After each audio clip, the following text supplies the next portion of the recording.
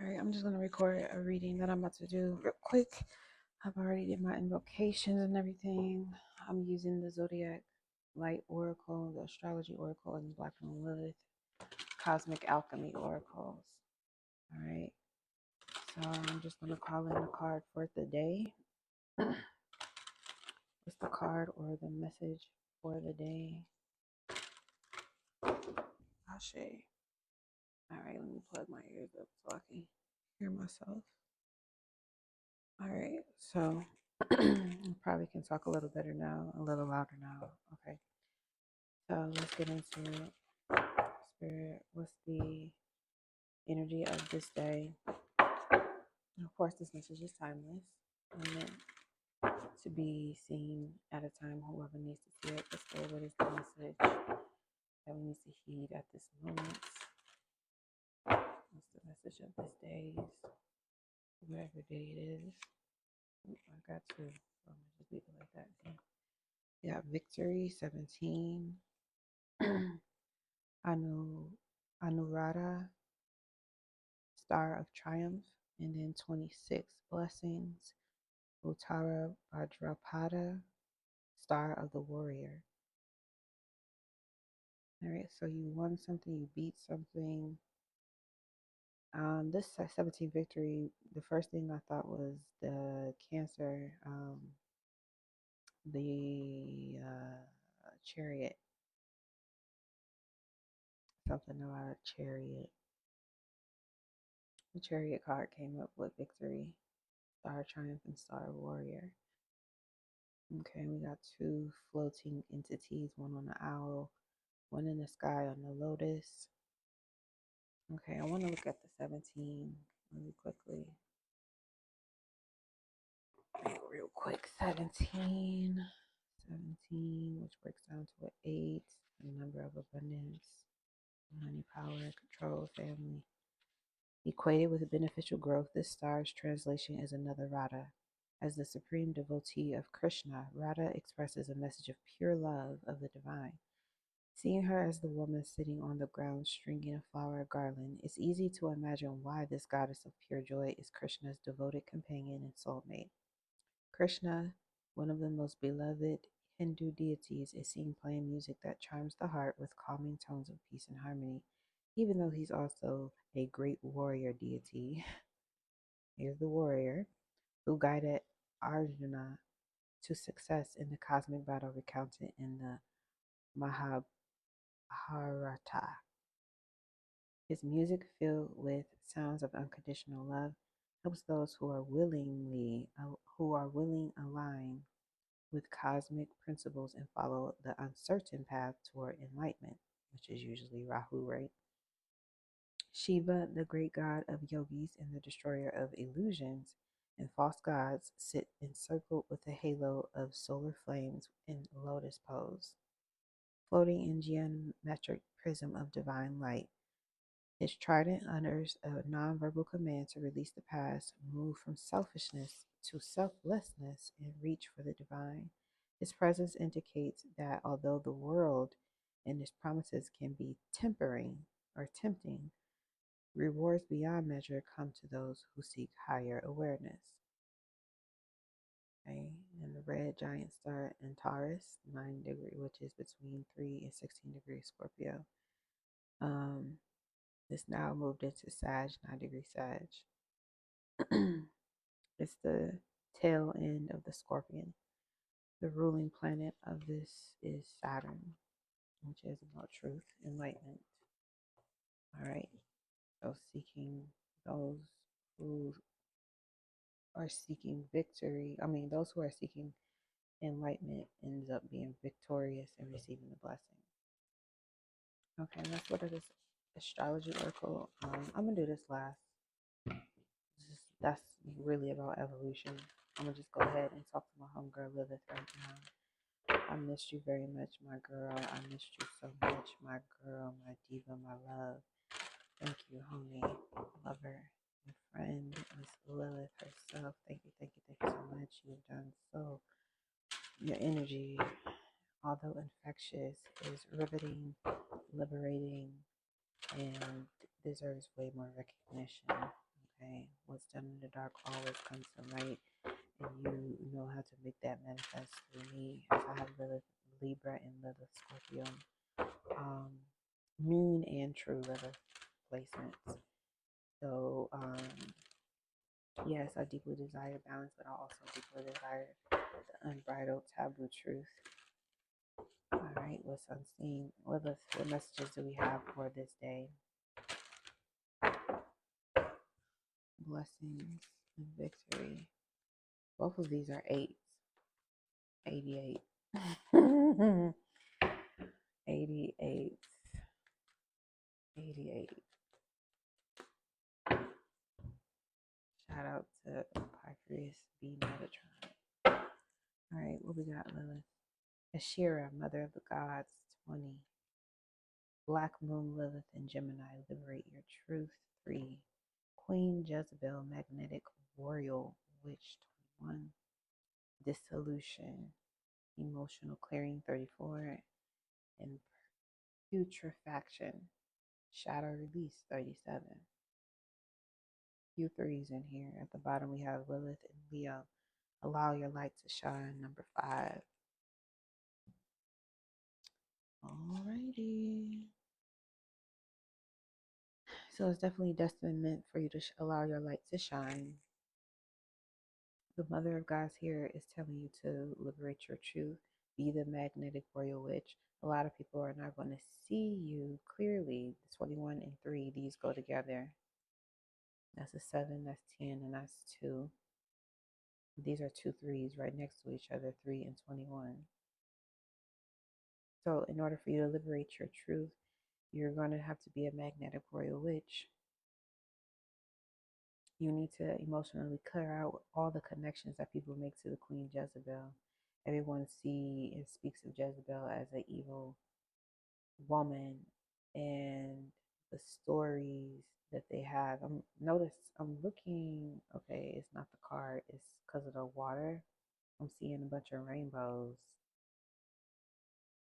Emotional clearing, shadow release. So I could see also this you being seen as that evil Jezebel spirit witch by other people, because even though you are the Mother of God, you speak truth, and when you do, you get labeled as Queen Jezebel. So you need to clear out the energy. You need to clean out the energy and release whatever it is that has you feeling as if you are not the Mother of Gods. You're the Mother of Gods, and you liberate your truth through communication in all forms. If people perceive you as being a Queen Jezebel, which is a magnetic royal witch, you're able to sit down and command whatever it is that you want to exist. No crown needed on your head. You already know that you were ordained by spirit to do whatever it is you want to do, and you utilize your power. So anything that's connecting you to this negative perception of being this, whatever connection that you have emotionally to being seen as a Jezebel spirit, is people calling you evil or dark or nasty, mean, rude. Like all of those kind of categorically fall under what people perceive as a Jezebel spirit. In Abrahamic religion, Jezebel is seen as someone who is evil, who did a lot of evil things to people and deserved to die, and was eaten by dogs thrown from a window. Everybody was in on her death, but her people turned on her, and she was murked and killed and eaten by dogs who will inherently eat their own vomit. So there needs to be an emotional clearing. This could also be going, and she's sitting out in nature at the kneeling before water. So you may have to go to a place that has water. If you're able to dip your body in there, that would be great. If not, just go sit at the water and allow yourself to release the imprints that other people may have put on you. I'm getting hexes, spells, curses, and through word that was placed on you, make you shut up or to twist your words so that other people can't hear them or hear them incorrectly. And go ahead and release that shadow side to yourself by allowing yourself to shine. That's your, and seeking your higher power into how you can do this will guarantee you victory and blessings. Okay, now let's get into the astrology oracle. There's a lot of people that you once was close to that they don't understand you. They don't understand how your mind works. So they automatically take it as you are something to somebody that you're not and call you evil, which you're not evil. You're just the mother of gods. You already know what's going to happen because you've already lived life. You're connected to your previous lives. You're connected to source wisdom, which gained you victory and blessings. But even though you are metaphorically and spiritually speaking the mother of gods, and you are here to speak or teach and still, of course, learn with that Gemini energy even more how to liberate yourself from this stigma that maybe you had in a previous. I could even see you in a previous life being Jezebel, and now you're coming here as a Shira. What hurt you isn't the fact that you were thrown out the window and eaten by dogs. What hurt you is that your people who are closest to you turned on you, and you have to have, in this lifetime, the strength of the source wisdom to release and let go. And releasing and letting go also means stop expecting it. Stop expecting people to turn on you and feed you to the dogs. All right. All right. Let me get 3 cards, please. Liberate your truth, magnetic royal witch, and emotional clarity. All right. I need to look for these. How much time have we got? We got 10 minutes. Okay, so we got Saturn, Neptune, Mars, Jupiter. I think I had the protect in reverse. No, this was the only one that came up all right. Mars, Jupiter,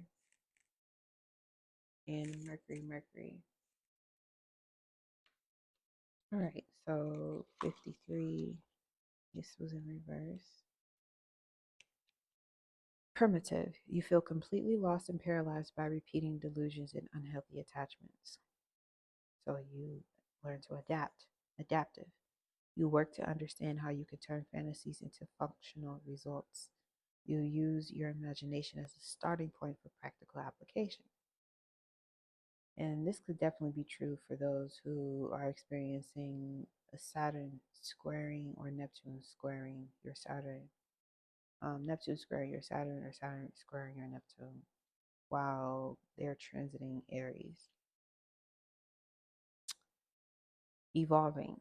An expert dream maker. You know how to teach people how to manifest their visions for the highest unity and connectedness. All right, 38. Primitive. You take on way more than any one person could manage. This creates big problems. Again, this is Mars, Jupiter. Adaptive. You use your tremendous energy to benefit others. Evolving. You are able to look into the future and anticipate how to support collective by doing the right thing at the right moment. Learning how to slow that Mars down and still expand. All right, and last, number 20, Mercury, Mercury. Primitive. You think you know better and that everything you say should be adhered to no matter the cost. Adaptive. Your command of language and ideas make you quite persuasive on behalf of a noble cause. Evolving. Your words and voice uplift the masses. You are a shining example of words that inspire and illuminate. Yep. Goes along back to this moon and Lilith, black moon Lilith and Leo. Allow your light to shine. So your light is shining through dissolving and emotional clearing and expressing that with others, which I did get a message about that early this morning, last night.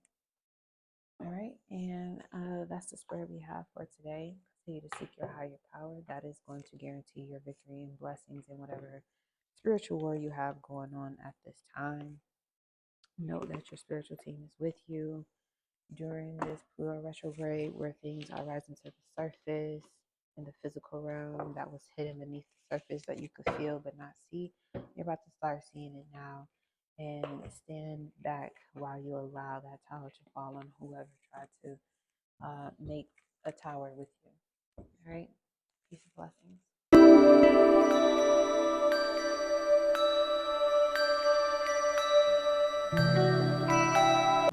And I see it's gone to some astrology. Well, baby,